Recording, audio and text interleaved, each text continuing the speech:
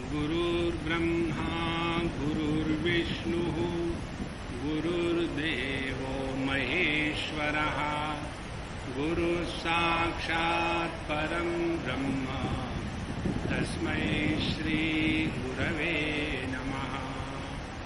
तस्मै श्री गुरवे नमः।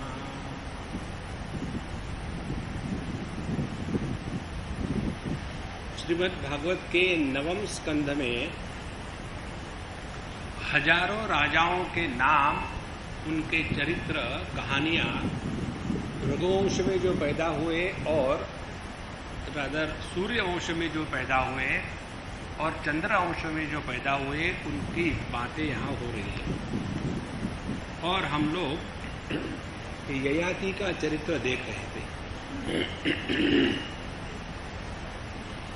ययाति ने अपने पुत्र से, पुरु उनका जो पुत्र था, उनसे जवानी उधार ले ली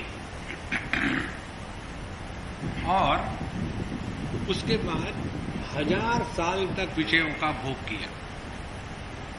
और इतने साल तक भोग करने के बाद एक दिन वो भोग से उपरत होके बैठे थे।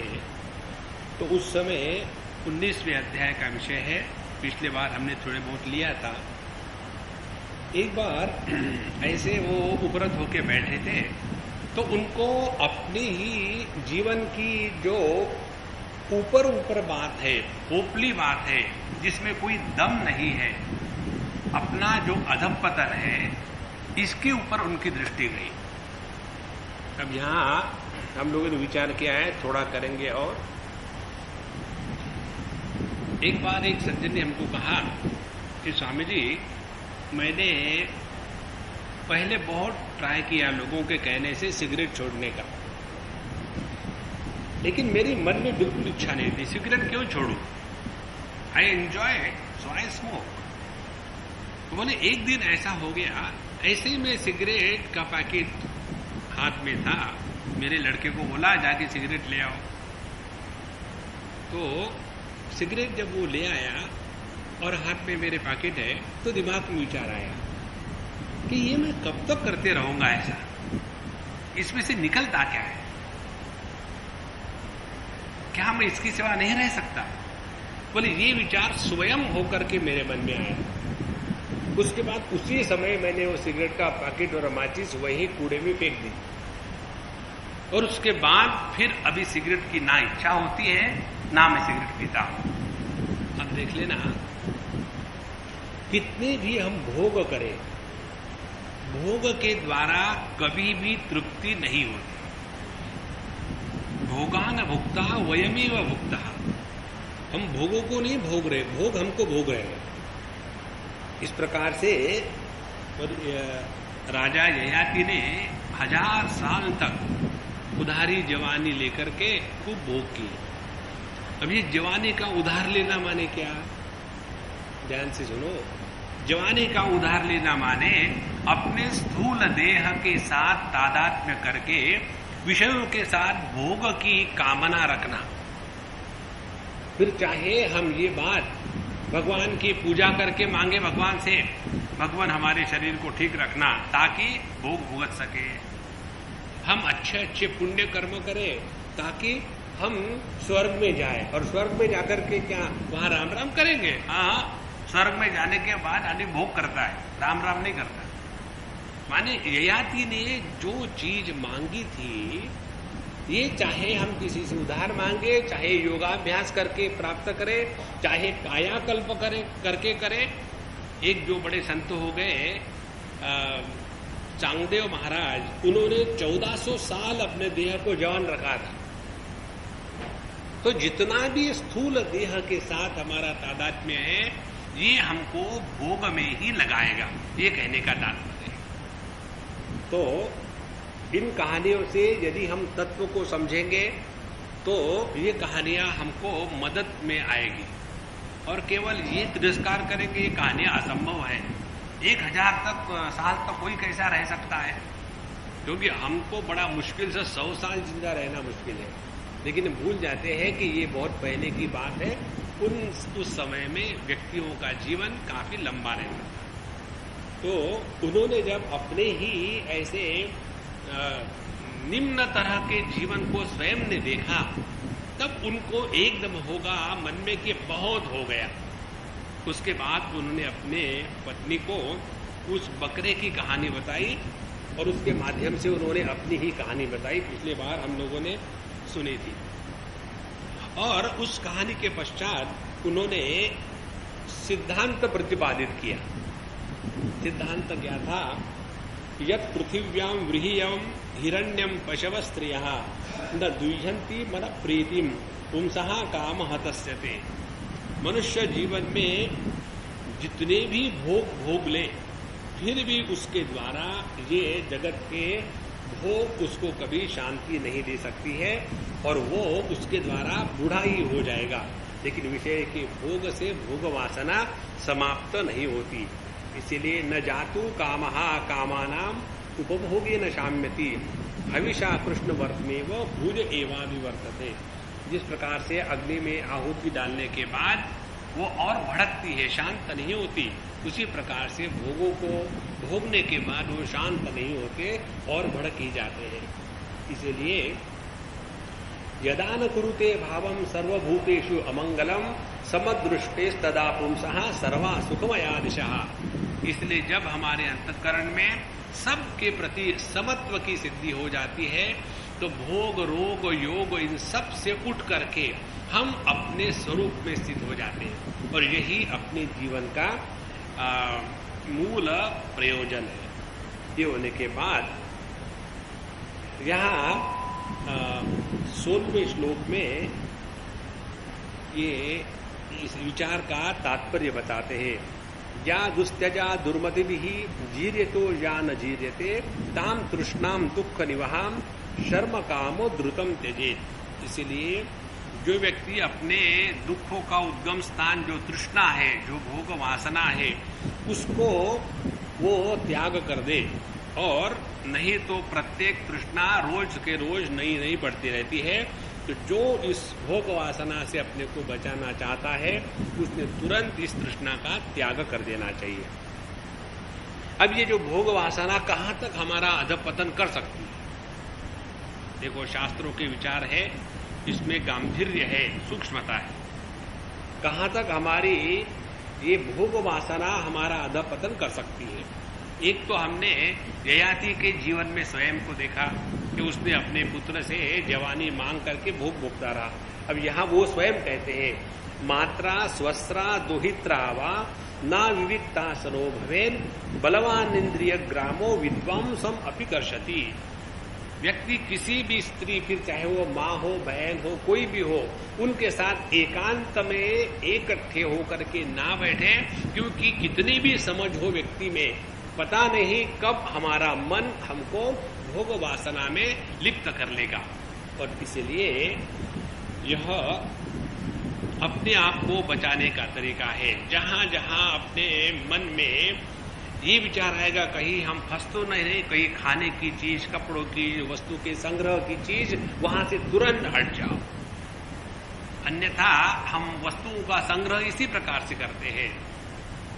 कल परसों की बात है, वहां हम अरुणाचल प्रदेश गए थे, किसी के यहाँ खाना खाए थे। तो एक सज्जन हमको कहा, स्वामी जी आप हमको बताइए, आप रोज हर एक भिन्न भिन्न घरों में खाना खाते हो, फिर भी आपका बदन ज्यादा लंबा चौड़ा नहीं है, और हम एक ही घर में खाते हैं, तो हम इतना चौड़ा कैसे हो गए? हमने कहा ये अब अपने आप से पूछो। बोले हमको मालूम है, जब हम खाने को बैठते हैं तब जरा कभी कभी ज्यादा ही खा लेते हैं। तुरंत उनकी पत्नी वहां थी, उन्होंने कहा कभी कभी नहीं, रोज ही आप खाने के बाद ऐसे ही करते हैं। सामने भोग आने के पश्चात भोग से निवृत्त होना यदि हमको कठिन लगता है, तो अपने आप भोगों से दूर चले जाए, that is the only way. उसके पश्चात कहते हैं कि पूर्णम वर्ष सहस्त्रम में विषयाम सेवतो असत्कृत तथापि चानुसवनम तृष्णातिषुपजायते। मैंने 1000 वर्षों तक अनेक विषयों का बार बार सेवन किया, और फिर भी उस भोगों की जो वासना थी वो बढ़ती ही जा रही है। इसीलिए तस्मादेतामहं त्यक्त्वा ब्रह्मण्याधाय मानसम निर्द्वंद्वो निरहंकारश्चरिष्यामि मृगैः सह। इसीलिए अब मैं जगत के सभी भोग संग्रह इसका त्याग करके जंगल में जाकर के पशुओं के साथ रहूंगा, क्योंकि अब अपने मन को निर्द्वंद्व करना है और निरहंकार करना है। दृष्टम श्रुतम असत बुद्ध्वा नानुध्याये न संविशेन संस्कृति चात्मनाशम च तत्र विद्वान स आत्मद्रुप। और इसीलिए यह इस दुनिया का भोग या परलोक का भोग सब असत ही असत है। जैसे देखो, हम लोग अपने गांव में खाना खाते हैं या भोग करते हैं, गांवों के भोग अपने स्टाइल के होते हैं। वहां से शहरों में आ गए तो यहाँ के भोग होते हैं, यहां से समझो हम चले गए दूसरे देश में तो वहां के भोग, तो भोग वैसे ही है चाहे कहीं भी चले जाओ। इसलिए यह जो भोग है इससे निवृत्त होना अपने ही मन के शक्ति पर अवलंबित है। और यदि हम ऐसा करेंगे कि ये सभी के सभी भोग असत है, इसमें कोई राम नहीं है, तो ही व्यक्ति इस संसार के चक्कर से छूट सकता है, अन्यथा वो इसी में फंस जाता है। तो जो आत्मद्रुक है, जिसने अपने तत्व को पहचानने के लिए अभ्यास किया है, वो इन सब चक्कर में नहीं रहता और यही आत्मज्ञानी है।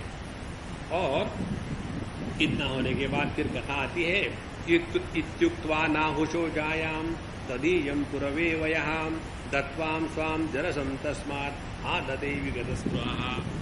जब यह ययाति के हृदय की सब कामना खत्म हो गई, तब इन्होंने अपने पत्नी से ये सब कह करके जिस अपना पुत्र था पुरु, इससे जो जवानी ली थी वो उसको लौटा ली, अपना बुढ़ापा ले लिया और उसके बाद अपने बच्चों को 5 बच्चे थे, उनके चारों को 4 दिशा में राज्य दे करके उनका मुखिया के रूप में पुरु को राज्य पर अभिषिक्त कर दिया और उसको कहा कि तुम सबका पालन पोषण करो, और वे वन में जंगल में चले गए। सो वशे स्थाप्य वनम जयौ, वो वनवास में चले गए। और उसके बाद आसेवितम वर्षपूगाम षडवर्गम विशेष यहाँ षडेन मुमुचे नीडम जात पक्ष इव द्विजः। जैसे किसी पक्षी के पंख जब फूट जाते हैं, बड़े हो जाते हैं पंख, तो वो पक्षी उस घोंसले में नहीं रहता, फिर वो आकाश में उड़ने लग जाता है। इसी प्रकार से इस ययाति राजा के 2 पंख, ज्ञान और वैराग्य, ये 2 पंख जब बड़े हो गए तो वो अपने घर, गृह, बांधव, ममता, अहंता, इन सब के गृह से हट करके अब अपने परमात्मा की प्राप्ति के लिए पूरा तैयार हो गया। उसके कारण उसका जो लिंग देह था, आत्म साक्षात का कारण, वो भी समाप्त हो गया और वह लेबे भगवतीम भागवतीम प्रतीतः, भगवान वासुदेव में वह प्राप्त हो गया जो बड़े बड़े संतों को प्राप्त होती है। ये जब देवयानी ने सब बातें सुनी तो उसने समझा कि मेरे पति मुझे निवृत्त मार्ग के लिए प्रोत्साहित कर रहे हैं, और इसीलिए उन्होंने सोचा कि हाँ ये तो कैजुअली कर रहे हैं, मजाक कर रहे हैं। लेकिन जो सब लोग हम कौन है, देवयानी के विचार है, साम सन्निवासम सुहृदाम प्रपयामि व गच्छताम। हम सभी के सभी जितने भी दोस्त दुश्मन हैं वो कौन है, जिस प्रकार के प्याऊ के ऊपर में सब इकट्ठे हो जाते हैं पानी पीने के लिए और पानी पीने के बाद वहां से चले जाते हैं, उसी प्रकार से हम कोई भी हो, पति पत्नी, भाई बहन, माता पिता, बंधु, सभी के सभी जो है इसी प्रकार से इकट्ठे होते हैं और फिर अपना ये माया का खेल खत्म होके चले जाते हैं। ये समझ करके देवयानी ने संपूर्ण आसक्ति का त्याग कर दिया, मन को भगवान कृष्ण में लगा दिया, उनके भी लिंग देह का त्याग हो गया और फिर उन्होंने भगवान से ऐसी प्रार्थना करी, नमस्तुभ्यं भगवते वासुदेवाय वेदसे सर्वभूताधिवासाय शांताय बृहते नमः। जो भगवान श्री कृष्ण वासुदेव की जगत के रचयिता, अंतर्यामी, सर्वशक्तिमान वासुदेव, उनको हम नमस्कार करते हैं और वे ही परम शांत और अनंत परमात्मा है। इस प्रकार से यह जो ययाति का चरित्र है ये हमको मुख्य रूप से यही बात बताता है। हमारे स्वामी अखंडानंद जी महाराज इसको बड़े सादे शब्दों में कहते थे, इस दुनिया में इतने चने हैं कि खाते जाओ तो दांत गिर जाएंगे, चने खत्म नहीं होंगे। देखो, इस जगत के भोग करके यदि कोई अपने आप को तसल्ली देना चाहे तो वो संभव नहीं है। नचिकेता के विचार इसमें बहुत सुंदर है। नचिकेत कहते हैं, शोभावामर्त्यस्य यदंत कैतत् सर्वेन्द्रियाणाम जरयन्ति तेजः अपि सर्वम जीवितम अल्पमेव तवैव वाहास्तव नृत्य गीते। हे अंततः हे यमराज, जगत के जितने भी विषय है वह नित्य परिवर्तनशील है और इन सभी विषयों में जितना भी हम भोग करेंगे तो वो हमारी इंद्रियों का तेज हरण कर लेते हैं। और इसीलिए उम्र कितनी भी हो, लेकिन किसी भी व्यक्ति को ये नहीं लगता कि मेरी उम्र ज्यादा हो गई है। ऑन द कॉन्ट्ररी, जितना आदमी ज्यादा बूढ़ा होता है उसको ऐसा लगता है कि अभी तो मैं जवान हूं, उसको बुढ़ापा कभी नजर आता ही नहीं। इसलिए इन सभी चीजों से हट करके अपने मन को प्रभु में लगावे, यही जीवन का एकमात्र उद्देश्य है। ये बताने के लिए इन कहानियों को पढ़ के हम ठीक से समझ लें। इसके बाद 20वां अध्याय प्रारंभ करते हैं। उसमें जो पुरु राजा को उन्होंने गद्दी पर चढ़ाया था ययाति ने, उनका वंश और राजा दुष्यंत भरत जो थे दुष्यंत के पुत्र, इसकी कथा आती है। कहते हैं, पुरोर्वंशम प्रवक्ष्यामि यत्र जातोऽसि भारत यत्र राजर्षयो वंशा ब्रह्म वंशाच जज्ञिरे।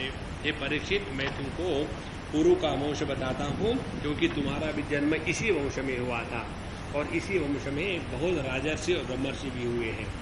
उसके बाद उन्होंने कहा कि यह पुरु का पुत्र हुआ जन्मेजय और जन्मेजय के प्राचीनवार प्रवीर नमस्यु और उनका पुत्र हुआ चारुपत। चारुपत से सुद्यु, से बहुगव, उनसे संयाति, फिर अहम जाति और रौद्राश्व। इस प्रकार से इनसे रौद्राश्व के 10 पुत्र हुए, ऋतेयु, कुक्षेयु, स्थंडिलेयु, कृतेयु, जलेयु, संततेयु, धर्मेयु, सत्येयु, व्रतेयु और सबसे जो छोटा था वनेयु।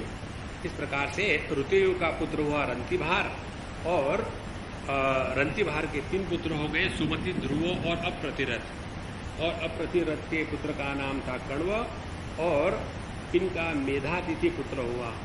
और इस प्रकार से इनका पुत्र हुआ रैभ्य, सुमति का, और रैभ्य का पुत्र हुआ दुष्यंत। अब ये जो दुष्यंत इस पुरु के वंश में जो पैदा हुए, उनकी यहाँ थोड़ी में कहानी बताते हैं कि एक बार दुष्यंतो मृगयाम यातः कण्वा शर्म पदम गतः तत्रासीनम स्वप्रभया मंडयन्ती रमामिव विलोक्य सद्यो मुहुः देव मायामिव स्त्रियम बभाषी तांबरारूहाम बटैः कतिपयै वृतः। एक बार दुष्यंत राजा वन में चले गए थे शिकार खेलने के लिए। वो कण्व ऋषि के आश्रम पर पहुंचे और वहां गए तो वहां एक अत्यंत मनमोहिनी स्त्री बैठी हुई थी और लक्ष्मी के समान उसके अंग कांति से आश्रम जगमा रहा था। उसको देख करके दुष्यंत मोहित हो गए और उनसे बातचीत करने लगे। मोह का पहला लक्षण है इस्माइल, और इस्माइल के बाद बातचीत करना।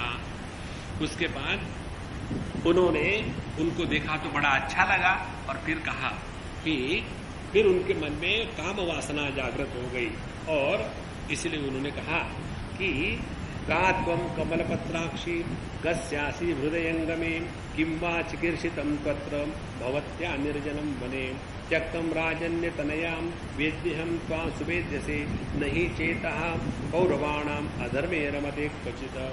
हे देवी, तुम इतने सुंदर नृत्य वाली हो, कौन हो, किसकी पुत्री हो, और मेरे हृदय को तुमने इतना आकर्षित कर लिया है कि जंगल में अकेले में क्या कर रही हो। और क्योंकि मेरा मन तुम्हारे प्रति आकर्षित हो गया है तो ये निश्चित बात है कि तुम क्षत्रिय कन्या हो सकती हो, क्योंकि पूर्व वंश में जो पैदा हुए हैं उनका मन गलत चीजों में कभी भी आकर्षित नहीं हो सकता। तो बताओ तुम कौन हो। देखो, उनका अपने दुष्यंत का अपने मन पर कितना विश्वास था। इसके बारे में एक बार संतों की सभा में ऐसी बात हो रही थी, उसमें विषय निकला कि व्यक्ति पिछले जन्म में क्या था ये उसकी इस जन्म के व्यवहार से पता लगता है। कई बार आप जगत में देखो, कई लोगों को गंदगी में रहना बड़ा पसंद आता है। कई लोगों को निम्न प्रकार के लोगों के साथ वार्तालाप करना, उनमें रहना अच्छा लगता है। तो ये जो है वो पूर्व जन्म के संस्कार है। तो इन्होंने ऐसी बात कही तो शकुंतला ने कहा, शकुंतला उवाच विश्वामित्रात् त्वजैवाहं त्यक्त्वा मेनकया वने वेदैतद् भगवान् कण्वो वीर किं करवाम ते। उन्होंने बताया कि देखो विश्वामित्र जी और मेनका से मैं उत्पन्न हुई, तो मेनका ने मुझे वन में छोड़ दिया था और ये बात कण्व ऋषि को पता चली, उन्होंने मेरा पालन पोषण किया है। बताइए मैं आपकी क्या सेवा करूं? आप यहाँ बैठिए और जो भी हम स्वागत करेंगे उसको आप स्वीकार कीजिए और इच्छा हो तो भोजन भी करिए, तो यहाँ रहने आप यहाँ भी रह लीजिए। दुष्यंत ने कहा उपपन्नमिदं सुब्रुहु जाताया कुशिकान्वये स्वयं ही वृणते राज्ञां कन्यका सदृशं वरम। तुम कुशिक वंश में उत्पन्न हो गई, इसलिए आतिथ्य सत्कार तुम्हारे योग्य ही है और राजकन्या स्वयंवर करती है, तो तुम भी अपने पति को मुझ में वर्ण कर सकते हो। इसलिए उन्होंने जब शकुंतला की स्वीकृति मिली तो शास्त्र की आज्ञा के अनुसार राजा दुष्यंत ने गंधर्व विवाह करके उसी रात्रि में उनके साथ शकुंतला का सहवास हुआ और दूसरे दिन वे अपने राजधानी में चले गए। और समय आने पर शकुंतला को जो पुत्र उत्पन्न हुआ उसका पाल पोष कण्व ऋषि ने जात कर्म इत्यादि संस्कार के द्वारा वन में ही किया और वो बालक बचपन में ही इतना बद्धा मुर्गेन्ना तरसा क्रीडति स्म स बालकः, वह बालक शेरों को पकड़ करके जंगल में बड़े प्रेम से उनके साथ खेला करता था, क्योंकि यह भगवान का ही अंशावतार था। उसका बल बहुत ही अपरिमित था।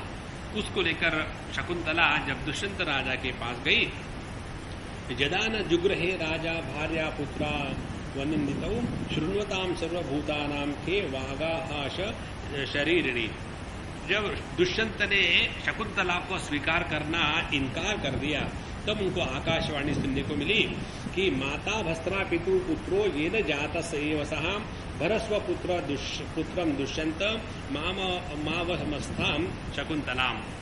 तो कहते हैं कि देखो असल में पुत्र पिता का ही होता है, माँ जो है वो तो केवल उनको भरण पोषण करने वाली होती है और इसीलिए पिता ही पुत्र के रूप में उत्पन्न होता है। इसलिए दुष्यंत तुम शकुंतला का तिरस्कार मत करो और अपने पुत्र का भरण पोषण करो।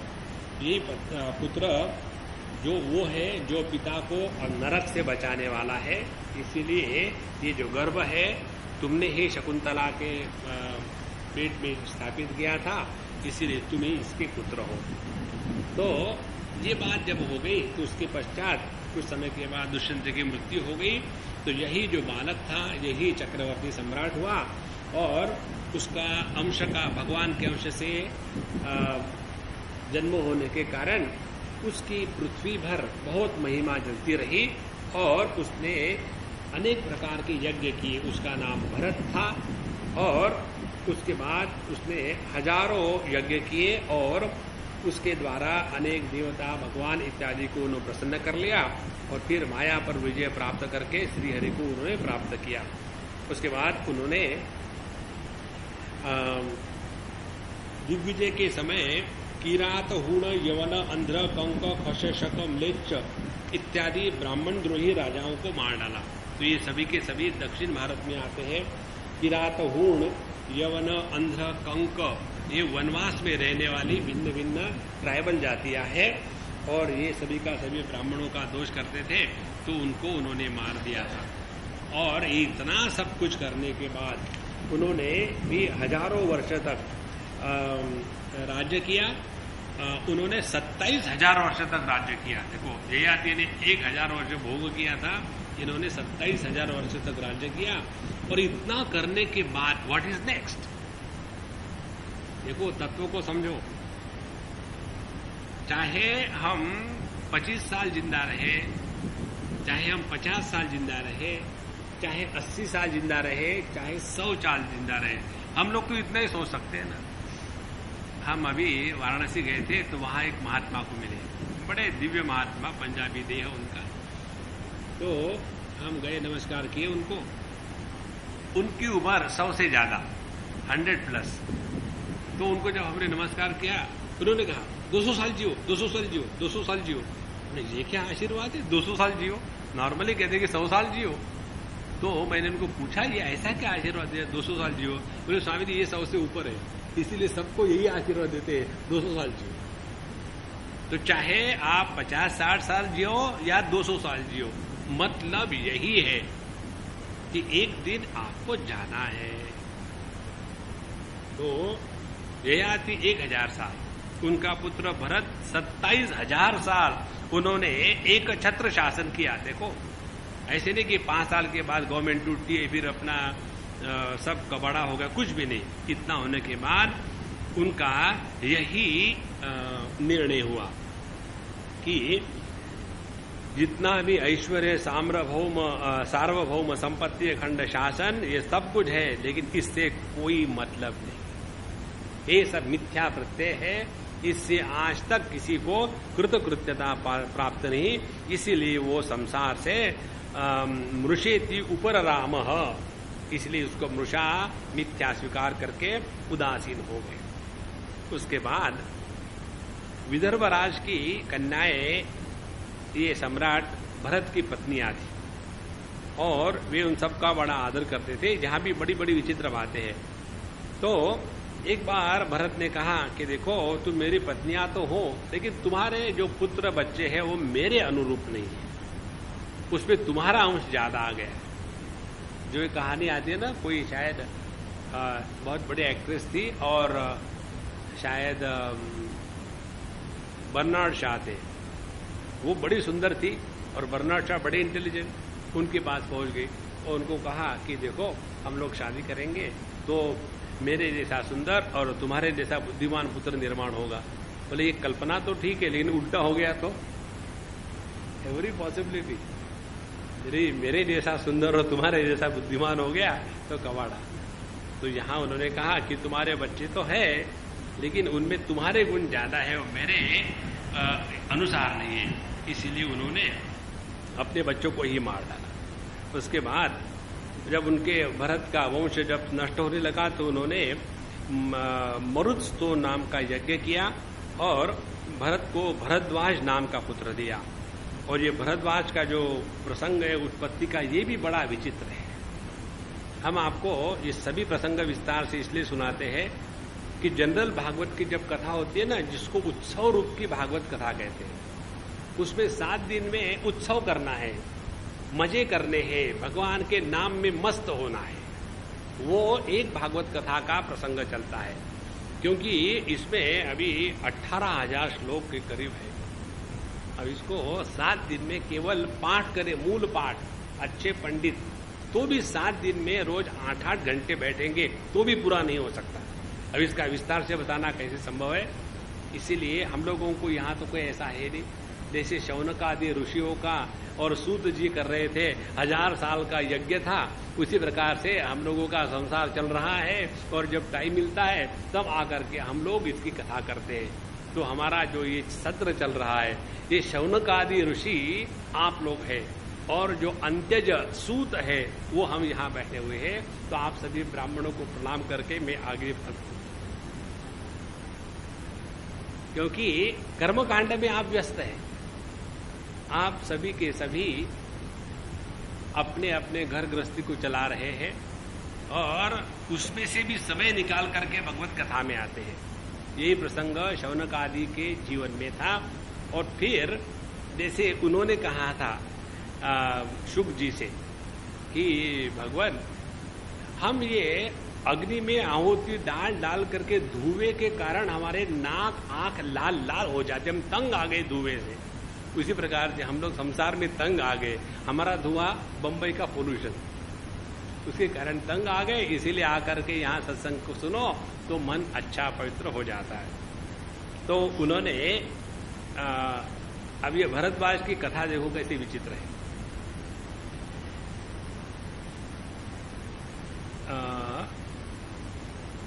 अंतर्वत्या भ्रातृपत्न्याम मैथुनाय बृहस्पति प्रवृत्तो वारितो गर्भम शप्त्वा वीर्यम अवासृजत। एक बार ऐसी बात हुई, बृहस्पति ने अपने भाई उतथ्य की गर्भवती पत्नी से मैथुन करना चाहा।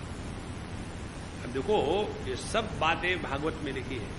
पिछले बार भी हमने देखा कि एक किसी यज्ञ का अनुष्ठान करना था और उसमें उन्होंने अपने पुत्र को बताया था कि भैया जाकर के बलि अपने यज्ञ में डालने के लिए पशु मांस ले आ। तो वो जाकर के जंगल से शिकार करके ले आए, भूख लगी तो आते आते बीच में एक रैबिट को रोस्ट करके खा गया। तो जो पंडितों को पता चला उनको गुस्सा आया।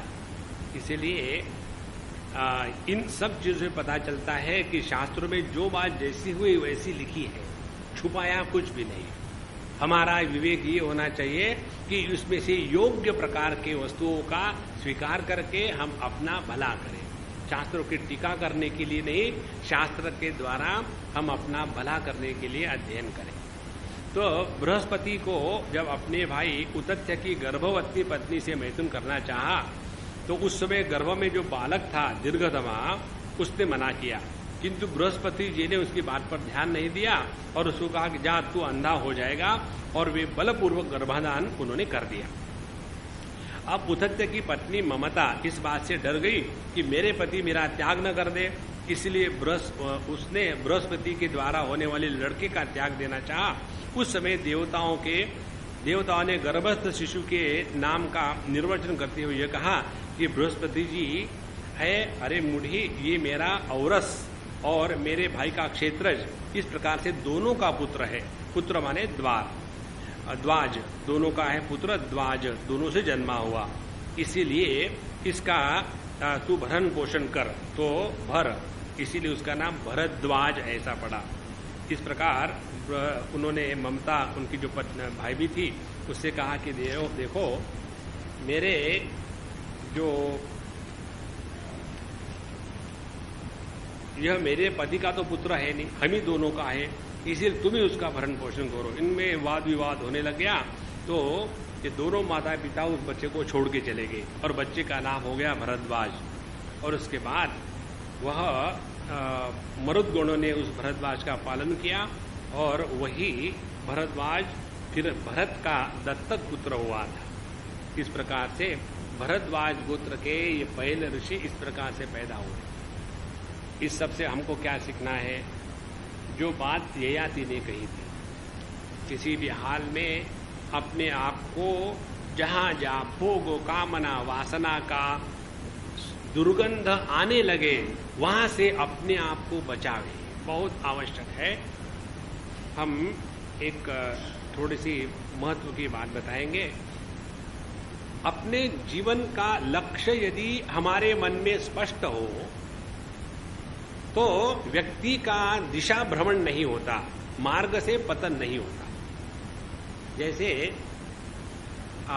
उस दिन हम जब आ रहे थे, अपने अरुणाचल गए थे, अरुणाचल में बड़ा आनंद रहा।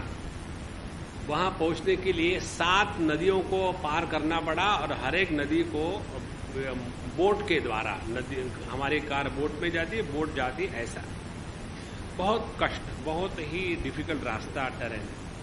तो उधर से जब हम निकले तो निकलना आवश्यक था क्योंकि यहाँ पहुंचना था। तो स्वामी ने ऐसे करना नहीं, एक दिन रुक जाना, तो हम टिकट चेंज करवा लेंगे, ऐसा करेंगे, वहाँ करेंगे। हमने कहा भाई देखो आप जो कहते हैं वो सब ठीक है, लेकिन मुझे जाना आवश्यक है, मैं नहीं रुकूंगा। तो फिर रोना धोना तो होता ही है। हमने कहा रो चाहे तो मैं तुमको एक तौलिया देता हूँ, लेकिन ये जाना आवश्यक है और इसमें किसी भी प्रकार के मन को वीक मत बनाओ। तो आध्यात्मिक जीवन माने अपना आत्मबल बढ़े, हम इमोशनल नहीं हो जाए। आप देखेंगे सभी संत महात्माओं की विशेषता, वो सबके साथ रहते हैं लेकिन इमोशनली किसी के भी साथ वो अटैच नहीं होते। यह जो आसक्ति रहित जगत में रहने की प्रक्रिया है, इसी को कहते हैं आध्यात्मिक प्रगति। अन्यथा हम किसी एक में, वस्तु में, देश में, काल में फंस जाते हैं और उससे वियोग का समय आ गया तो दुखी हो जाते हैं। तो ये सब बातें हमको ये कथाएं बताती है कि बृहस्पति जैसे भी ऋषि के द्वारा ऐसा हो सकता है। तो हम लोग अपने आप को बचा के रखें। इसका अर्थ ये नहीं जब उन्होंने किया तो हमको क्या फर्क पड़ता है। तो ये तो लॉजिक ऐसा ही हो गया। दिल्ली में एक बार एक पुलिस ने हम जिस कार में जा रहे थे पकड़ा, क्योंकि रेड लाइट क्रॉस किया होगा। तो वैसे तो दिल्ली का नियम है कि जब लाल लाइट हो तब क्रॉस करना चाहिए, तो उसने क्रॉस कर लिया तो पुलिस ने पकड़ा। तो पुलिस ने पकड़ने के बाद जब उसने देखा लाइसेंस विसेंस, तो हमारे साथ जो ड्राइव कर रहे थे तो उसने कहा देखो या तो 50 दे के चले जाओ या तो 100 रुपये की रसीद काटो, क्या मंजूर है। तो बिल्कुल बार्गेन। तो जब उसने मेरे तरफ देखा तो बोले बाबा जी मेरे तरफ क्या देख रहे हो, जिस देश का प्राइम मिनिस्टर पैसे खाता है तो मैंने 50 रुपये खाए तो कौन सा पाप हुआ। थिंकिंग प्रोसेस बहुत आवश्यक बात है। यदि हम ऐसा विचार करेंगे कि विश्वामित्र मेनका के साथ फंस गए, वो उर्वशी के साथ फंस गए, बृहस्पति जी अपने भाभी के साथ फंस गए, तो मैं यदि पब्लिक के साथ फंस गया तो कौन सी खराब बात है। ये तर्क नहीं, ये कुतर्क है। इसे ये सीखना है कि जब ऐसे बड़े बड़े जो ऋषि मुनि हैं उनके भी द्वारा गलती होती है, क्योंकि उन्होंने योग्य प्रकार से अपने आप का प्रोटेक्शन नहीं किया, तो हम तो किस झाड़ की पत्ती है। इसीलिए अपने आप को बचा के रखे, ये बताने के लिए ये सब प्रसंग है। और ये सभी के सभी भगवान के भक्त थे, तो भगवान के भक्तों के द्वारा जब ऐसी घटनाएं होती है तो इसको हम लीला के प्रसंग में समझें और हम अपने आप को साधक के रूप में रखें और इससे सीखें। यदि सीखेंगे नहीं तो मन में शास्त्रों के प्रति राग द्वेष निर्माण होगा, और राग द्वेष निर्माण होगा तो उसके द्वारा हमको लाभ कभी नहीं होगा। अब 21वें अध्याय में प्रसंग चलता है भरत के वंश का वर्णन, और उसमें राजा रंतिदेव की कथा आती है।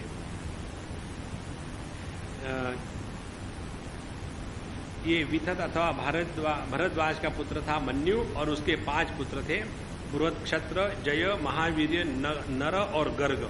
नर का पुत्र था संस्कृति, संस्कृति के 2 पुत्र गुरु और रंतिदेव। और ये जो रंतिदेव था इसका यश जो था अत्यंत सुंदर था।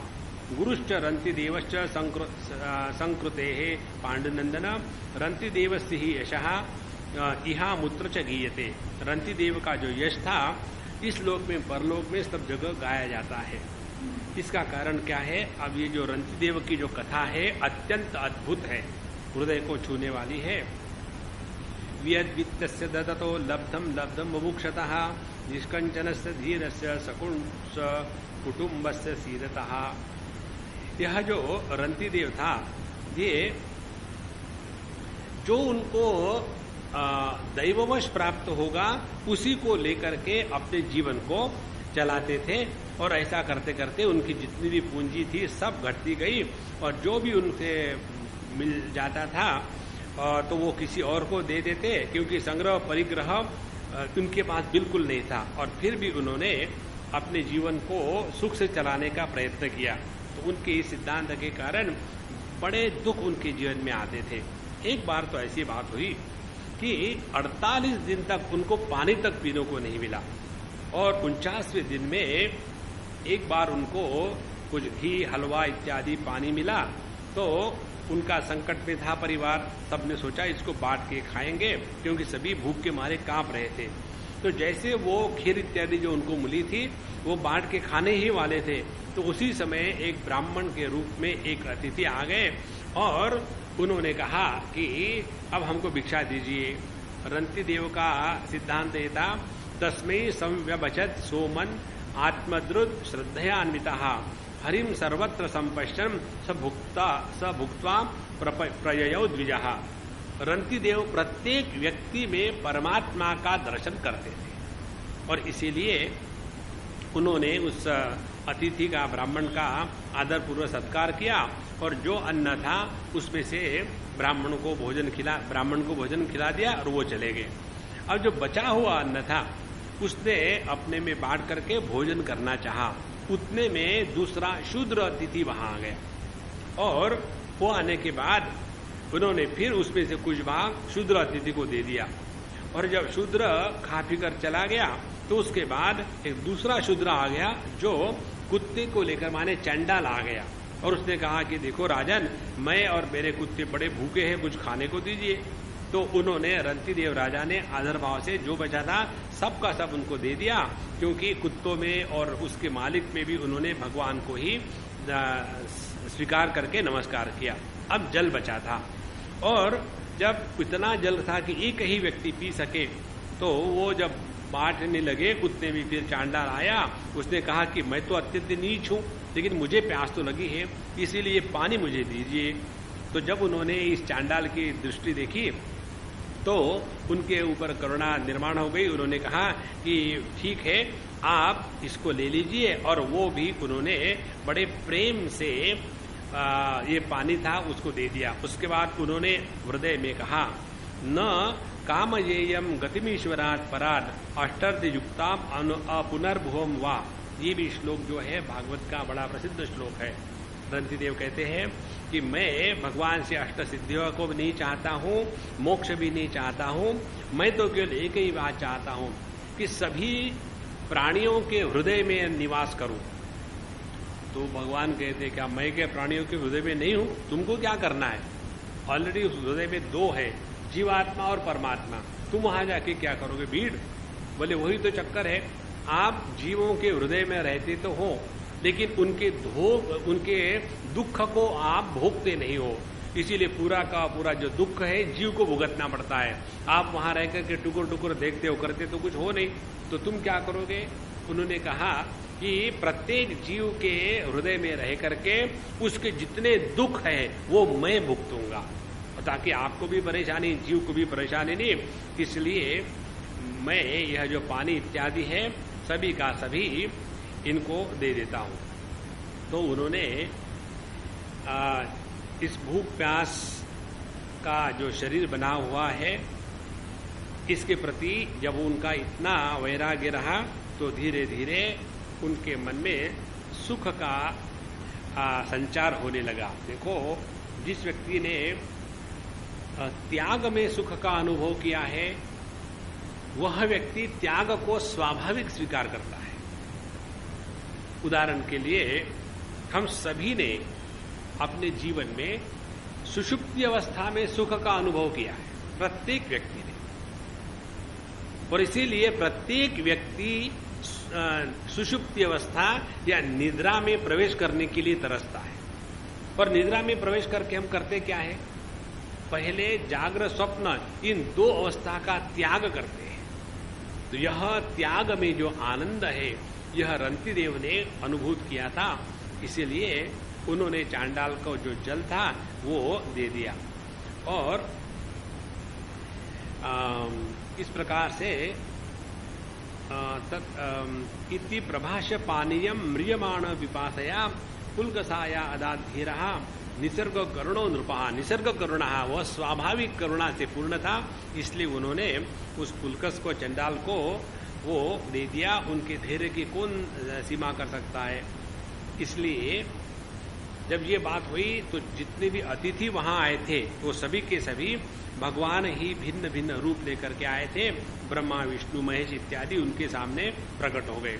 तो रंतिदेव ने सबको नमस्कार किया, लेकिन उन्हें तो कुछ चाहिए ही था नहीं, क्योंकि उनके मन में पहले ही जगत के भोगों के प्रति आसक्ति, स्पृहा समाप्त हो गई थी, और उन्होंने अपने मन को भगवान वासुदेव में तन्मय कर लिया था, इसलिए कुछ मांगा नहीं।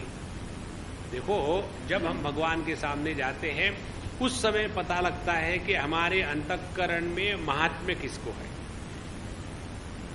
हम जब भगवान के सामने जाते हैं और कहते हैं कि भगवान मेरे लड़के की शादी हो जाए, मेरा बिजनेस ठीक चल जाए, तो भगवान को हमने महात्म्य नहीं दिया। कल रात को मुझे फोन आया,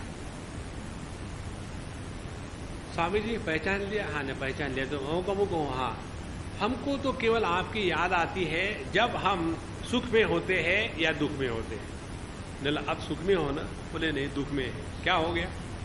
हमारे पिताजी का हार्ट अटैक, उनको हॉस्पिटल में भर्ती किया है, अब वो आईसीयू में है, अब उनका ऑपरेशन का होने का चक्कर है, अब हम किसको पूछे?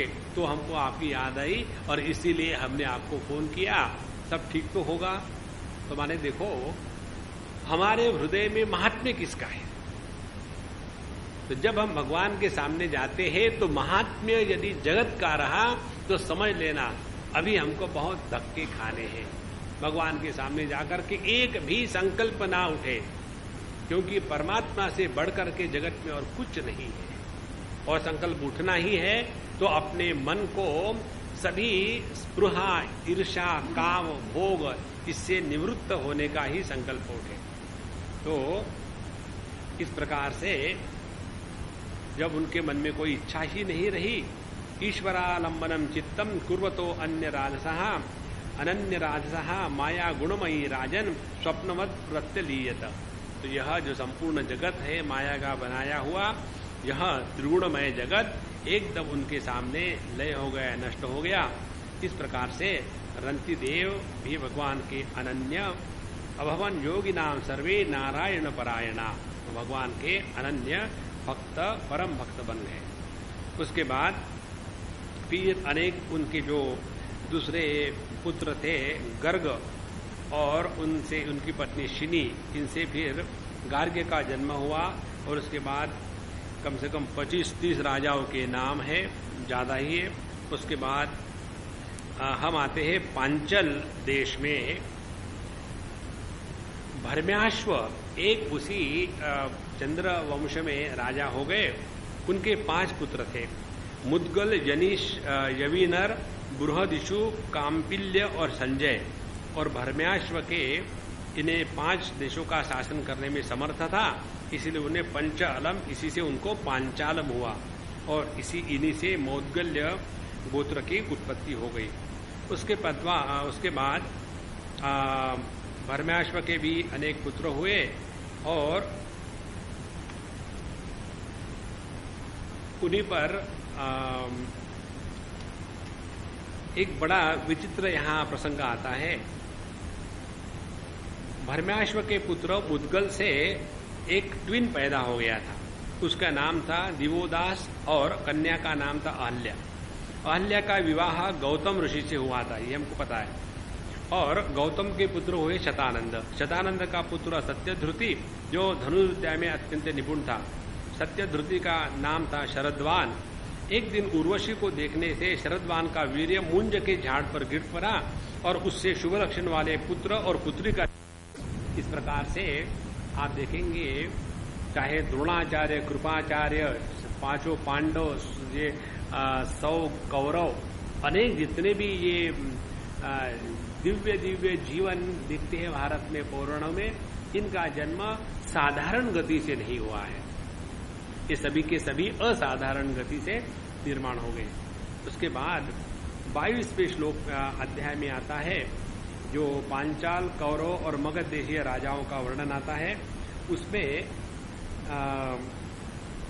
एक बृहद्रथ राजा था और उस बृहद्रथ का पुत्र था कुशाग्र, उनका ऋषभ, उसका सत्यहित, उनका पुष्पवान और उसका जहू। और बृहद्रथ की जो दूसरी पत्नी थी, उनके गर्भ से शरीर के 2 टुकड़े पैदा हो गए, माने डिवाइडेड चाइल्ड वाज बॉर्न। इसीलिए उस माता ने उसको बाहर फेंकवा दिया। तो वहां जरा नाम की राक्षसी थी, उसने कहा भैया जियो जियो, फेंको मत, मरो मत। तो उसने दोनों टुकड़े ले लिए, इकट्ठे जुड़ा दिए और इसीलिए उसका नाम हो गया जरासंध। यह जो जरासंध था उसका सहदेव, और सहदेव का सोमापी, और सोमापी का पुत्र हुआ श्रुतश्रवा। और उसके बाद उनका ज्येष्ठ पुत्र था, उसकी कोई संतान नहीं थी, जुभ का पुत्र था सुरथ। उसके बाद अनेक राजाओं के वर्णन यहाँ आते हैं। इसमें भी शंतनु का जन्म होता है। प्रतीप के 3 पुत्र थे, देवापी, शंतनु और बाविक। देवापी तो बचपन में ही जंगल में चला गया, उसके मन में किसी प्रकार का अट्रैक्शन नहीं था राज्य के लिए। तो उनका जो छोटा भाई था शंतनु, वो राजा हो गए। और ये उनको एक विशेष प्रकार का वर था, जो जन्म से ही किसी को भी छू देते थे तो बूढ़ा भी व्यक्ति हो तो जवान हो जाता था। इसीलिए उनको परम शांति मिलती थी और इसके कारण उनका नाम शंतनु हुआ। तनु माने देह, शम माने कल्याण करने वाला। तो शंतनु का अर्थ हो गया कि उनको ये जो सिद्धि प्राप्त थी जन्म से, पूर्व जन्म के सिद्धि के कारण, किसी बूढ़े को छू दे तो वो जवान हो जाए। ययाति के पहले यदि पैदा होता तो बड़ा अच्छा रहता, गुरु को चक्कर नहीं होता। तो उसके बाद एक बार शंतनु के राज्य में वर्षा इत्यादि नहीं हुई, तो ब्राह्मणों ने कहा कि तुमने अपने बड़ा भाई देवापी से राज्य उनको न दे करके स्वयं राज्य पर बैठे, इसीलिए ये नहीं हुआ। तो उन्होंने अपने बड़े भाई को राज्य देने के लिए बताया, तो उन्होंने स्वीकार किया। और जब वो चले गए अपने बड़े भाई के पास, तो ब्राह्मणों ने उनको वेद के विपरीत शिक्षा दे दी देवापी को वन में। और जब उनको कहा कि वेदों के अनुसार तुम आकर के यहाँ का राज्य संभालो, तो उन्होंने कहा मैं ना तो वेद को मानता हूँ ना राज्य को मानता हूँ, मैं जंगल में रहूंगा। इस प्रकार से उन्होंने स्वयं ही जब अस्वीकार कर दिया, उसके बाद राजा शंतनु नेचुरली राजा हो गए, और उसके बाद वहां वो वर्षा इत्यादि हो गई। तो यह जो देवापी है वो अभी भी कलाप ग्राम में रहते हैं, और जब चंद्रवंश का नाश हो जाएगा कलयुग में और सत्ययुग के प्रारंभ में फिर उसकी स्थापना करेंगे। और शंतनु के छोटे भाई बाविक था, उसका पुत्र था सोमदत्त, उनके 3 पुत्र हुए, भूरी, भूरश्रवा और शल। और शंतनु के द्वारा गंगा जी के गर्भ से नैष्ठिक ब्रह्मचारी भीष्म का जन्म हुआ। ये समस्त धर्म के थे और भगवान के परम भक्त और परम ज्ञानी थे। और उसके बाद किस प्रकार से आगे की कथा है कि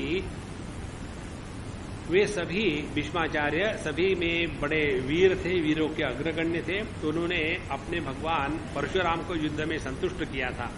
और शंतनु के द्वारा दाशराज की कन्या से 2 पुत्र उत्पन्न हुए, चित्रांगद और विचित्र वीर्य। अब यहां से हम लोग धीरे धीरे पांडवों के वंश में प्रवेश कर रहे हैं। और चित्रांगद को फिर चित्रांगद के नाम के ही गंधर्व में मार डाला। तो दाशराज की जो कन्या थी सत्यवती, पराशर जी के द्वारा मेरे पिता भगवान के कलावतार श्री कृष्ण द्वैपायन व्यास जी अवतीर्ण हुए थे, उन्होंने वेदा की रक्षा की। और हे परीक्षित, मैंने उन्हीं से श्रीमद् भागवत पुराण का अध्ययन किया था। यह पुराण अत्यंत गोपनीय रहस्यमय है। इसी से मेरे पिता भगवान व्यास जी ने अपने पहले इत्यादि शिष्यों को इसका अध्ययन नहीं कराया, क्योंकि केवल उन्होंने मुझे ही इसका अधिकारी समझा। ध्यान से सुनना। शुकाचार्य महाराज जन्म से ही अवधूत थे, वैराग्य की पराकाष्ठा, और वे तत्व में निष्ठावान थे। केवल गुरु के अभाव के कारण उनको आत्मज्ञान की परिपूर्णता नहीं थी, इसीलिए फिर उनको जनक के पास भेज करके सब करवा लिया था। तो भागवत शास्त्र का अध्ययन अध्यापन करने का अधिकारी होता है शुकाचार्य जी के जैसा, ये कहने का तात्पर्य है। हमारे ज्ञानेश्वर महाराज ने अपने ज्ञानेश्वरी में पसाय दान लिखा है, आखिरी में जाकर के 18वें अध्याय में। और वहां उन्होंने प्रार्थना करी है, आणी ग्रंथोपजीवी। और वो व्यक्ति जो इस ज्ञानेश्वरी ग्रंथ का अध्ययन अध्यापन करके अपने जीवन को चलाना चाहते हैं, विशेष ही उन्होंने विशेष करके अपने जीवन में जगत के भोगों के प्रति संपूर्ण वैराग्य को जागृत करें, क्योंकि विदाउट वैराग्य के सिवा हमारे जीवन में तत्व की निष्ठा नहीं होती। और इसीलिए मेरे पिताजी ने विशेष रूप से मुझे ही यह ज्ञान दिया, क्योंकि तो एक तो मैं उनका पुत्र था और दूसरे शांति इत्यादि गुण मुझे विशेष रूप से थे। उसके बाद शंतनु के दूसरे पुत्र थे विचित्र वीर्य। उन्होंने काशीराज की कन्या अंबालिका से शादी की और उन दोनों को भीष्म जी ने स्वयंवर से बलपूर्वक लाए थे। विचित्र वीर्य अपनी दोनों पत्नियों में इतने आसक्त हो गए कि उनको ट्यूबरकुलोसिस हो गया था और उसी में उनकी मृत्यु हो गई। और माता सत्यवती के कहने से व्यास जी ने अपने संतानहीन भाई की स्त्रियों से धृतराष्ट्र और पांडु ये 2 पुत्र उत्पन्न किए और तीसरे दासी से पुत्र उत्पन्न हुए थे विदुर जी। इसीलिए वेद व्यास जी का ही विस्तार है यह कौरव पांडवों का वंश। उसके बाद धृतराष्ट्र की पत्नी थी गांधारी, उनसे 100 पुत्र जन्म हुए। उनका बड़े का नाम दुर्योधन का और कन्या का नाम था दुश्शला। और पांडु की पत्नी थी कुंती, वो ऋषि के शाप के कारण स्त्री सहवास नहीं कर सकते थे, इसीलिए उनकी पत्नी कुंती के गर्भ से धर्म, वायु, इंद्र इत्यादि के द्वारा युधिष्ठिर, भीमसेन, अर्जुन इत्यादि नामक पुत्र निर्माण हुए और तीनों भी बड़े महारथी थे। पांडु की जो दूसरी पत्नी थी उनका नाम था माद्री और दोनों अश्विनों कुमारों के माध्यम से उनके गर्भ से नकुल और सहदेव का जन्म हुआ। इस प्रकार ये 5 पांडवों के द्वारा द्रौपदी के गर्भ से तुम्हारे 5 चचा उत्पन्न हुए थे और इनमें से युधिष्ठिर के पुत्र का नाम था प्रतिविंध्य, भीमसेन के श्रुतसेन, अर्जुन का श्रुतकीर्ति, नकुल का शतानीक, सहदेव का श्रुतकर्मा।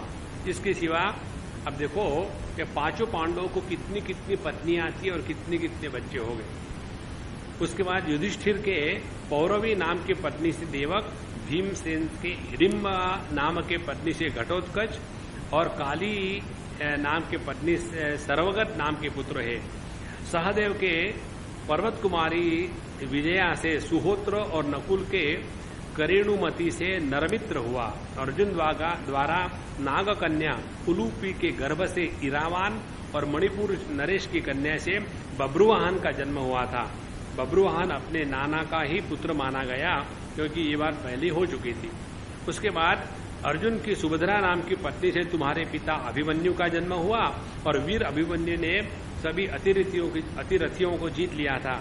अभिमन्यु के द्वारा उत्तरा के गर्भ से तुम्हारा जन्म हुआ। उस समय कुरुवंश का नाश हो चुका था। अश्वत्थामा के ब्रह्मास्त्र से तुम भी जल चुके थे, परंतु भगवान श्री कृष्ण ने अपने प्रभाव से तुम्हें मृत्यु से जीता जागता बचा लिया। इस प्रकार से धीरे धीरे ये जो चंद्रवंश की कथा है, देखो कहां से निकल करके हम परीक्षित जी के वंश तक पहुंच गए। उसके पहुंचने के बाद परीक्षित के वंश में आगे क्या होने वाला है ये उन्होंने बता दिया। जो ऋषि है, ऋषि को कहते हैं जो त्रिकालज्ञ है। अब देखो ये बात हमने आपको बताई थी, जैसा हमारा साल भर का प्रोग्राम होता है पक्का, तो बम्बई में आने के बाद ही मुझे मालूम है, मैं यहाँ 8 तारीख को आया, 9 से 15 तारीख तक यहाँ रह करके सबकी सेवा करनी है। 16 तारीख को इतने बजे की फ्लाइट से मुझे बेंगलोर जाना है। वहां भी 4 दिन का सवाल है, फिर वहां से उठे फिर चले गए दिल्ली, वहां भी 7 दिन का सवाल है। तो जब मालूम है मुझे कहीं एक स्थान पर रहना नहीं हमेशा के लिए, तो काहे से किसी में फंसना, ना कोई अपना ना कोई पराया। इस सिद्धांत को स्थापित करने के लिए सन्यासियों को ये नियम बताया है, किसी एक स्थान पर फंसे मत रहो, नहीं तो एक स्थान पर रहो, उसके बाद थोड़ा थोड़ा अगल बगल में आश्रम खड़ा हो जाता है, फिर कमेटी बन जाती है। कमेटी बनने के बाद वो बाबा जी का सर खाना शुरू कर देती है, कम ईट, कम ईटी। इसलिए इस जगत में भी हम लोग पता नहीं कितने जन्म हो गए, वहां से होकर के यहाँ आए, कब तक यहाँ रहना है, फिर चले ही जाना है। इसीलिए कहीं फंसो मत। ये जो जीव के सिद्धांत की बात शास्त्रों में आती है, उसका प्रभाव जीवन में यही होना चाहिए। कौन सा प्रभाव? हम इस जगत में ऐसे रहे कि तुरंत यहां से जाने को तैयार है, तब वैराग्य की सिद्धि होगी। हमारे स्वामी जी कहते थे, मौत यदि आ जाए तो हम में ये हिम्मत होनी चाहिए कि मौत को डांटने की, why are you late, I have been waiting for you. और हम आते मौत को कि जरा बाद में आना, जरा बिजी है। यह वैराग्य की सिद्धि के लिए जीव का प्रसंग आता है। और फिर यदि मैं जीव हूं तो फिर अगली बात होती है, फिर जीव का स्वरूप क्या है, तब जाकर के आत्मचिंतन शुरू होता है, अन्यथा नहीं। तो आगे क्या होने वाला है इसके बारे में अब परीक्षित जी को सुखदेव जी महाराज बताते हैं। तमेवे तनया सात जनमे यज पूर्वका श्रुतसेनो भूमसेन उग्रसेनश्च वीरवान जन्मे जय स्वाम विदित्वा तक्षका निधनम गतम सर्पान वै सर्पया गाग्नौ स होष्यति रुषान्वितः कावशेयम पुरोधाय तुरम तुरगमेयाड समन्तान पृथ्वीं सर्वाम जीत्वा यक्षति चाध्वरे ही। अब तुम्हारे पुत्र जो है ये तुम्हारे सामने बैठे हैं, इनको तो इनके नाम तुमको याद हो गए शायद। एक का जन्मेजय, श्रुतसेन, भीष्मसेन, उग्रसेन, बड़े बड़े पराक्रमी हैं। और जब तुम्हारे तक्षक के काटने से मृत्यु हो जाएगी, देखो बिल्कुल स्पष्ट है, कहीं कंफ्यूजन नहीं है।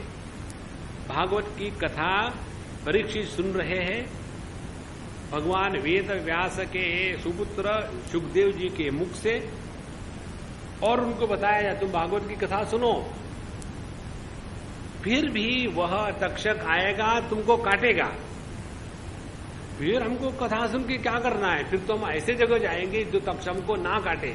ध्यान से सुनना, भगवान की भक्ति करने से, शास्त्रों का अध्ययन करने से, आध्यात्मिक जीवन जीने से जीवन में आने वाले प्रसंग नहीं टलते।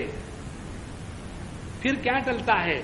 टलता है उन प्रसंगों के साथ सामने होने की हमारी क्षमता बदलती है। कई बार दिमाग में यही प्रश्न आता है, हमने इतना भगवान का किया, क्या हमको मिला? क्या मिला माने क्या? माने जो देखो, सिद्धांत की बात आपको बताते हैं। हमारे जीवन में दो प्रकार से कठिनाइयां आती है। एक प्रकार की कठिनाई होती है अपने प्रारब्ध कर्म के भोग, दुख के रूप में आते हैं, उसको कोई नहीं टाल सकता, वो आएंगे ही आएंगे। और दूसरे प्रकार के आते हैं, किसी बुरे ख्याल के व्यक्ति ने कुछ जादू टोना कर दिया, कुछ कोई ब्लैक मैजिक कर दिया, किसी प्रकार से किसी को लगवा करके कष्ट देने की बात करी, तो ये जो आरिष्ट आते हैं, आगंतुक, उनका निवारण साधु संतों अपने आशीर्वादों से इत्यादि कर सकते हैं, भगवान के नाम से हो सकता है।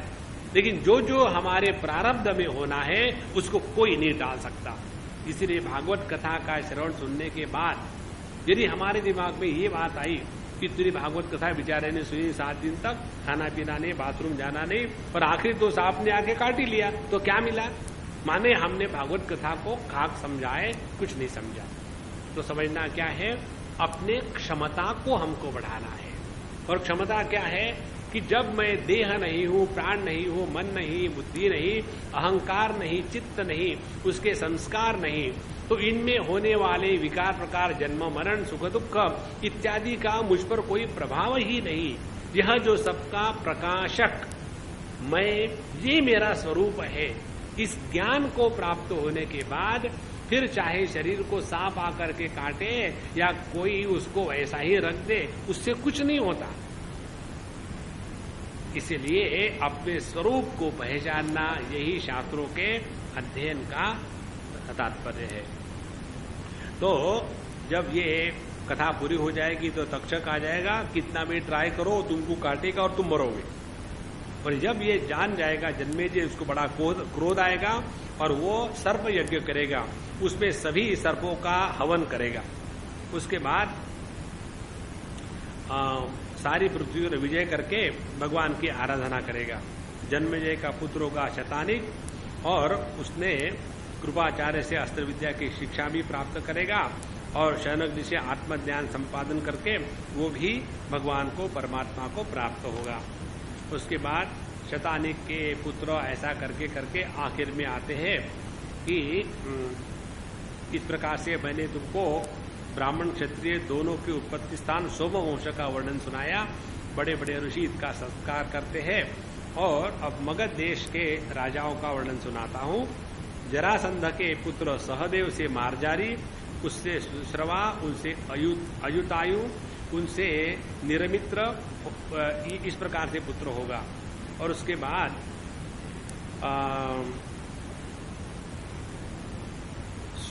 सत्यजीत का विश्वजीत और रिपुंजय, और फिर बृहद वंश के राजा होंगे। इनका शासनकाल 1000 वर्ष तक रहेगा, तो उसके बाद वो भी समाप्त हो जाएंगे। तो यहाँ इन सभी राजाओं का जो आने वाले राजा है कलयुग में, उनका भी उन्होंने वर्णन कर दिया। उसके बाद 23वें और 24वें 2 अध्याय है। इसमें भी अनेक राजाओं के वर्णन आते हैं। इसमें ऋषशृंग ऋषि और फिर उनके जन्म की कथा, फिर जयद्रथ, फिर उनके पत्नी का नाम शंभु थी, फिर उनसे जो बच्चे हुए उनके जन्म की कथा। उसके बाद ययाति के जो सबसे बड़े पुत्र थे यदु, उसके वंश का वर्णन अब बताते हैं। इसी यदु वंश में भगवान अवतार लेने वाले, भगवान ने अवतार लिया था। वर्णयामी महापुण्यम सर्व पाप हरम नृणाम यदुर्वंशम नरः श्रुत्वा सर्व पापै प्रमुच्यते यत्रावतीर्णो भगवान परमात्मा नराकृति जडो हो सहत जित्प्रोष्टा नलो रिपुति श्रुता। तो ये जो यदु का परमवंश है, पवित्र है, इसमें सभी का पापों का नष्ट करने वाला है। और इसमें जो भगवान परब्रह्म परमात्मा श्री कृष्ण के रूप में, मनुष्य के रूप में अवतार लिया था। और इसी यदु के 4 पुत्र थे, सहस्त्रजित, क्रोष्टा, नल और रिपु। सहस्त्रजित से शतजित का जन्म हुआ और उनके 3 पुत्र थे। और हय है, महाहय और वेणु है। इसमें जो है सबसे छोटा था, उससे धर्म, उनसे नेत्र, उनसे कुंती, उनसे सोहनजी, उनसे महिष्मान और भद्रसेन। भद्रसेन के 2 पुत्र दुर्मद और धनक, और उनसे भी कृतवीर्य और कृतवीर्य का पुत्र हो गया सहस्त्रार्जुन। यह सहस्त्रार्जुन की कथा हमने पहले ही पढ़ी थी। उनको दत्तात्रेय जी से योग विद्या के कारण सभी सिद्धियां प्राप्त हो गई थी और वो बड़े बलशाली थे। और उन्होंने 85,000 वर्ष तक इंद्रियों का अक्षय विषयों से भोग करते रहे। देखो, 1,000 वर्ष तक थे अपने ययाति, 27,000 वर्ष तक थे भरत। अब ये महात्मा जी, ये कृतवीर्य सहस्त्रार्जुन जो है, इन्होंने 85,000 वर्ष तक 6 इंद्रियों से अक्षय विषयों का भोग करता रहा। और इस बीच में न तो उनके शरीर का बल क्षीण हुआ, न तो कभी उनसे यह स्मरण किया कि मेरे धन का नाश हो जाएगा। उनके धन के नाश की तो बात क्या, उनका ऐसा प्रभाव था कि उनके स्मरण से दूसरे का खोया हुआ धन मिल जाता था। उनके हजारों पुत्र में से केवल 5 ही जीवित है और बाकी के परशुराम जी की क्रोधाग्नि के कारण भस्म हो चुके थे। और उनके नाम थे जयध्वज, शूरसेन, वृषभ, मधु। फिर उनके जो 5 पुत्र की जो अनेक संतान हुई, उन संतानों के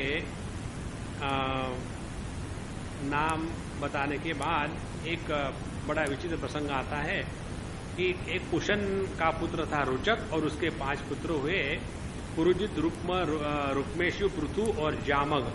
जामग की जो पत्नी थी उसका नाम था शैब्या। और उनको जामग और शैब्या, उनको कोई बच्चे नहीं थे और वो जामग अपने पत्नी से बहुत डरता था, इसलिए उसने दूसरा विवाह भी नहीं किया। और एक बार अपने शत्रु के घर से भुज्जा नाम की कन्या को वो हर के ले आया। तो शैब्या ने जब देखा अपने पति के साथ लड़की है, तो गुस्से से बोली कि तुम मेरे स्थान पर किस लड़की के लिए आए हो। तो उसने कहा, देखो ये लड़की मेरी पत्नी ने, तुम्हारा जो बच्चा होगा ना उसके लिए मैं अभी से ले आया हूँ इन एंटिसिपेशन।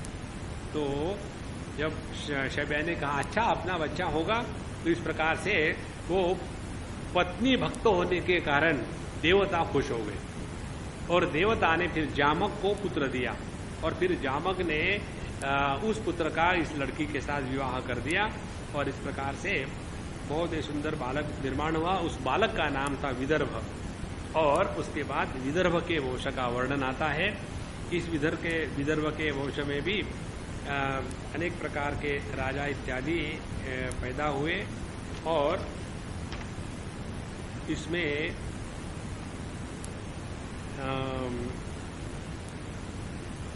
देवक इत्यादि हुए और उनके पुत्र देववान, उपदेव, सुदेव, देववर्धन, इनकी 7 बहनें थी।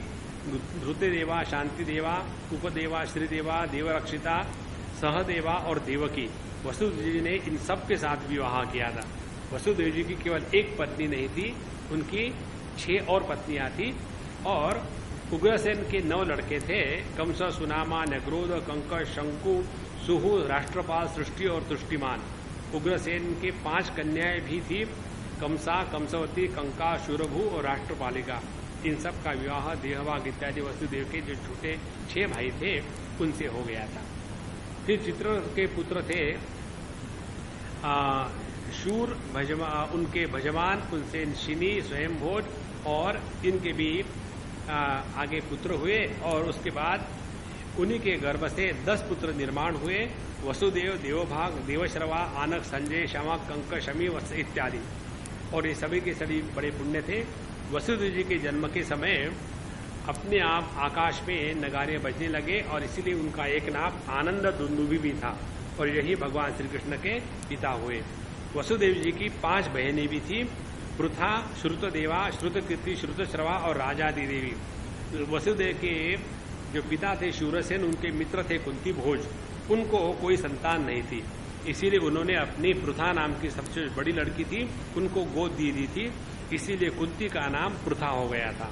और पृथा ने दुर्वासा ऋषि को प्रसन्न करके देवताओं को बुलाने की विद्या सीख ली थी और उसी एक दिन अपने उस विद्या का प्रभाव देखने के लिए उन्होंने भगवान सूर्य का आह्वान किया तो सूर्य भगवान वहां पहुंच गए और वो एकदम डर गई।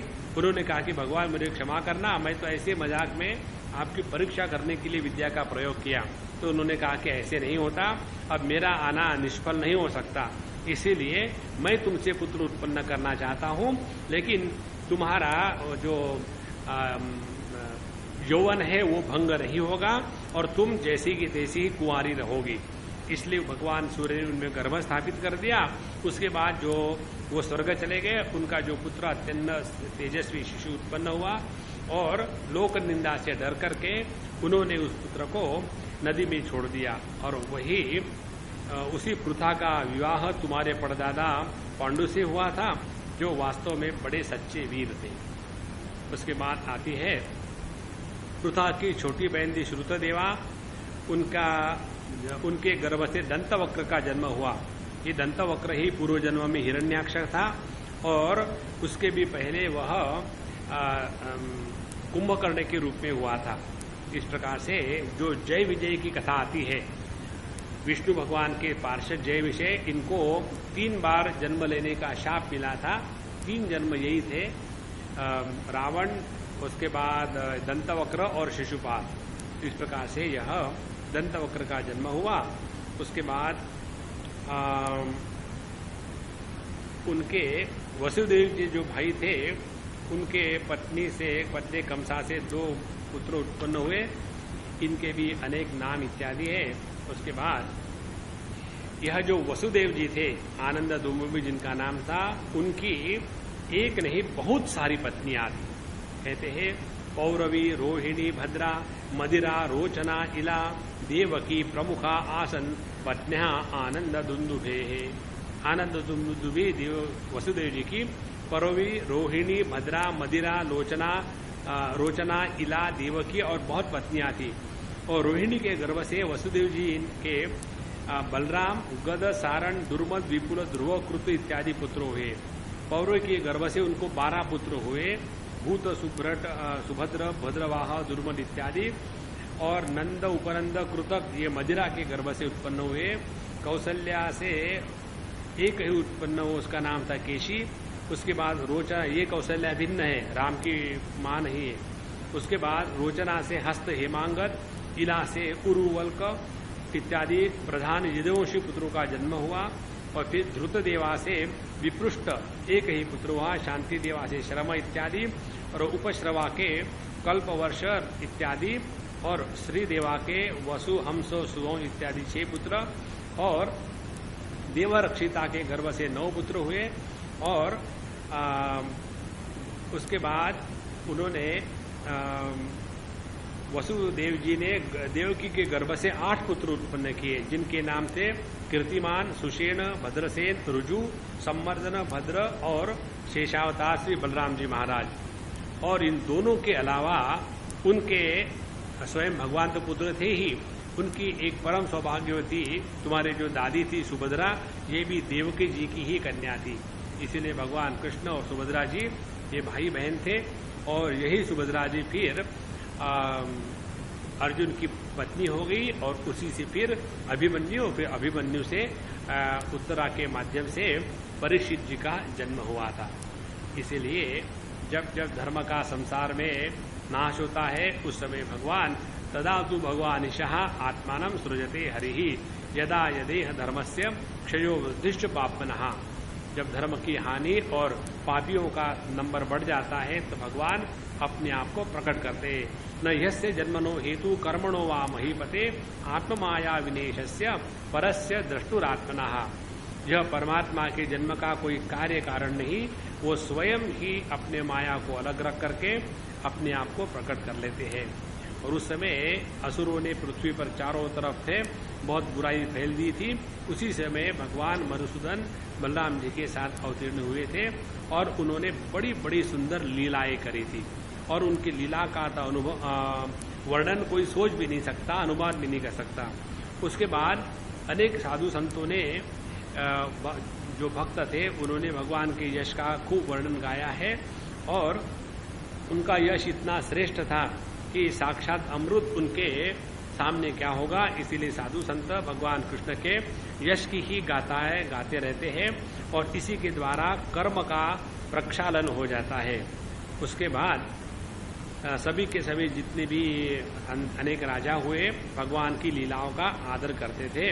उनका शरीर अत्यंत श्यामल था, सुंदर था, स्निग्ध था, मनोहर विग्रह था और अपनी प्रेम भरी मुस्कान, मधुर चितवन, प्रसाद पूर्ण वचन, पराक्रम के द्वारा उन्होंने मनुष्य लोक में आनंद का सरोवर भर के रखा था। उनकी मुख्य शोभा तो क्या बतावे, वो अत्यंत सुंदर थे। मकराकृति कुंडलों से उनके कान हमेशा सुंदर रहते थे। कपोल और उनका सौंदर्य तो बात ही क्या कहे। और जब हंसते थे तब उस समय ऐसे लगता था कि मानो आनंद में बाढ़ आ गई हो। इस प्रकार से उनके आनंद का रस ले लेकर के लोग अपने आप को खुश समझते थे। ऐसे लीला पुरुषोत्तम भगवान अवतीर्ण हुए मथुरा में वसुदेव जी के घर, लेकिन वहां नहीं रहे, गोकुल में नंद बाबा के घर चले गए। वहां का प्रयोजन ग्वाल गोपी गौओं को सुख देना था। फिर वहां करते मथुरा लौटे। व्रज में, मथुरा में, द्वारका में रह करके अनेक शत्रुओं का संहार किया। बहुत से स्त्रियों से विवाह करके हजारों पुत्र उत्पन्न किए। अपने स्वरूप का साक्षात्कार करने वाली श्रुतियों की मर्यादा स्थापित करी यज्ञों के द्वारा अपना ही यजन किया। कौरव पांडवों के बीच उत्पन्न आपस के कलह से पृथ्वी का भार हल्का किया और युद्ध में अपनी दृष्टि से राजाओं को नाश करके अर्जुन का जीत का डंका पिटवाया। और फिर उद्धव को आत्म तत्व का उपदेश करके भगवान कृष्ण भी अपने धाम को पधार गए। इस प्रकार से भगवान कृष्ण की भी कथा 3 श्लोकों में खत्म हो गई। ऐसी जब बात हो गई तो परीक्षित जी को आता है गुस्सा। जो सुनने के लिए मैं तरस रहा हूं उसको तो आप 3 श्लोकों में खत्म किए।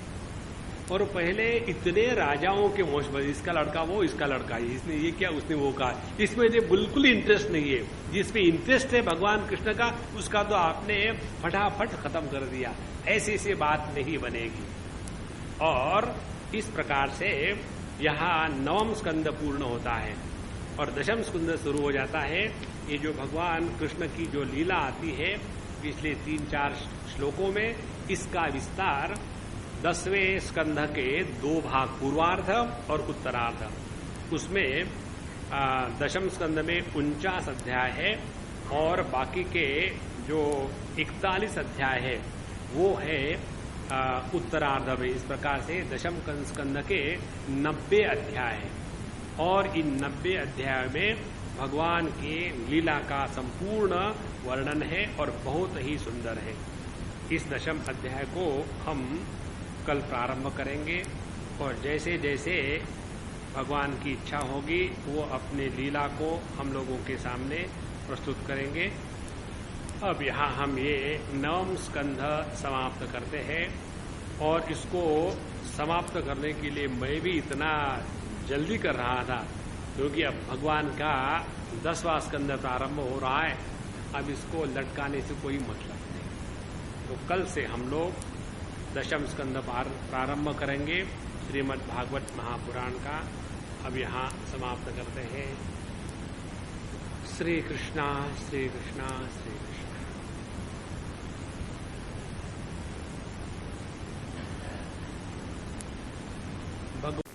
भगवान इस जगत में अवतीर्ण होते हैं वसुदेव देवकी के माध्यम से।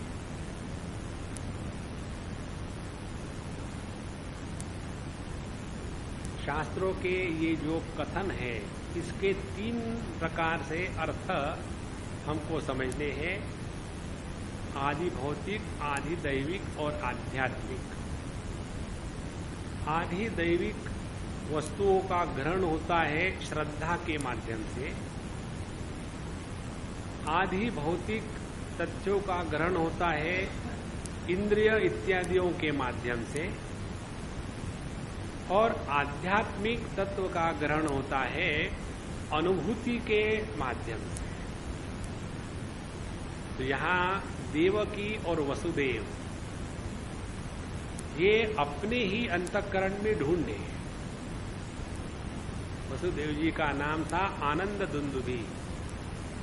वो हमेशा प्रसन्न भगवान के ही अंशावतार,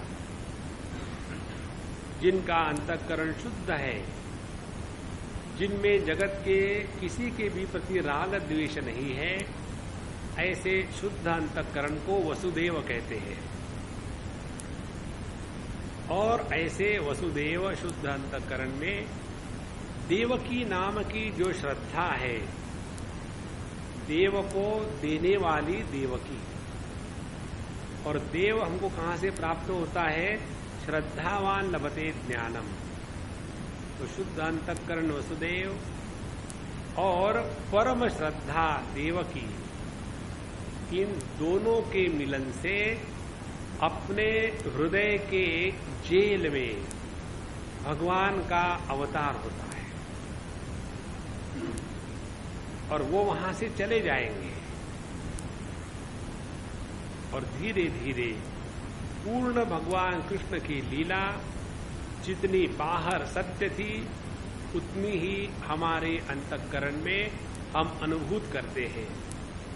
यह जो भगवान की आध्यात्मिक लीला का प्रसंग है, यही हमको अंतर्मुखी बनाएगा। जितने हम अंतर्मुखी होंगे उतने प्रभु के पास पहुंचेंगे। यही तात्पर्य है इन सभी चंद्रवंश के राजाओं के वर्णन का।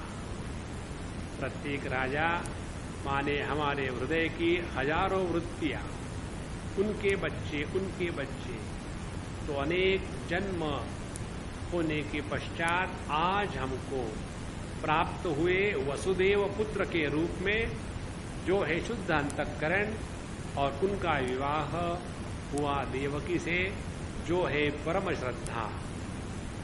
इस वसुदेव देवकी के माध्यम से कृष्ण का प्राकट्य होगा अपने हृदय में। तो यही समय, यही काल, यही परिस्थिति भगवान के अवतार की है, इसको हम अनुभूत करें, ये बताने के लिए इन सभी प्रसंगों का वर्णन। ओम पूर्णमदः पूर्णमिदं पूर्णात् पूर्णमुदच्यते पूर्णस्य पूर्णमादाय पूर्णमेवावशिष्यते। ओम शांति शांति शांति। हरि ओम। श्री गुरुभ्यो नमः। हरि ओम।